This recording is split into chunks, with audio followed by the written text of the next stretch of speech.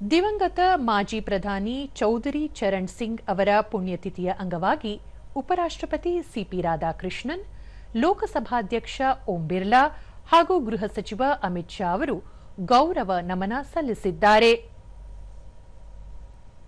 ಉಪರಾಷ್ಟ್ರಪತಿ ಸಿಪಿ ರಾಧಾಕೃಷ್ಣನ್ ತಮ್ಮ ಸಾಮಾಜಿಕ ಜಾಲತಾಣದಲ್ಲಿ ಚರಣ್ ಸಿಂಗ್ ಅವರು ದೂರದೃಷ್ಟಿಯ ನಾಯಕರಾಗಿದ್ದು, ಗ್ರಾಮೀಣ ಭಾರತದ ಪ್ರಗತಿ ಹಾಗೂ ಕೃಷಿ ವರ್ಗದ ಅಭ್ಯುದಯಕ್ಕಾಗಿ ತಮ್ಮ ಜೀವನವನ್ನು ಮುಡಿಪಾಗಿಟ್ಟಿದ್ದರು ಎಂದು ಸ್ಮರಿಸಿದ್ದಾರೆ.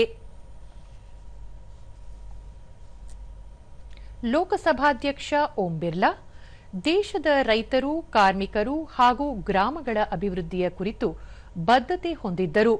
ಸಾಮಾಜಿಕ ನ್ಯಾಯ ಹಾಗೂ ಗ್ರಾಮೀಣಾಭಿವೃದ್ಧಿ ಸಂಕಲ್ಪ ಕೈಗೊಂಡು ತಮ್ಮ ಸಂಪೂರ್ಣ ಜೀವನವನ್ನು ಗುರಿ ಸಾಧನೆಗೆ ಮೀಸಲಿಟ್ಟಿದ್ದರು ಎಂದು ಹೇಳಿದ್ದಾರೆ.